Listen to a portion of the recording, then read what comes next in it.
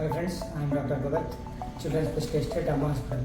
ఈరోజు మనం మాట్లాడుకునే టాపిక్ వచ్చేసి hand, foot and mouth disease.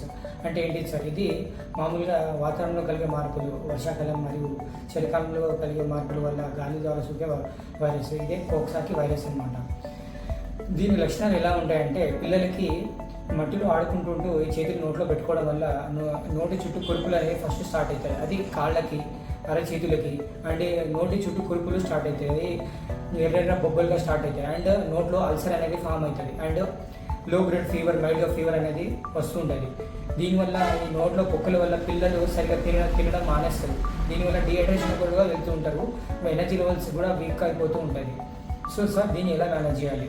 So దీనికి యాంటీబయాటిక్ ఇవ్వాలా లేదా? ఇది వైరస్ వల్ల వస్తుంది కాబట్టి దీనికి యాంటీబయాటిక్ అనేది అవసరం లేదు. జ్వరం వస్తే దీనికి వెయిట్ ప్రకారం పారాసెటమాల్ అనేది యూజ్ చేయాలి అండ్ నోట్లో పొక్కుల వల్ల నోట్లో జెల్ అనేది యూజ్ చేస్తే సరిపోతుంది. దీనివల్ల నొప్పి అనేది తగ్గుతుంది. సో ఎలాంటి ఫుడ్ ఇవ్వాలి సార్? వీళ్ళకి spicy food and hot food అనేది అవాయిడ్ చేయాలి అండ్ ఎక్కువ సాల్ట్ ఉన్న ఫుడ్ అవాయిడ్ చేయాలి. ఎలాంటి ఫుడ్ ఇవ్వాలి సార్?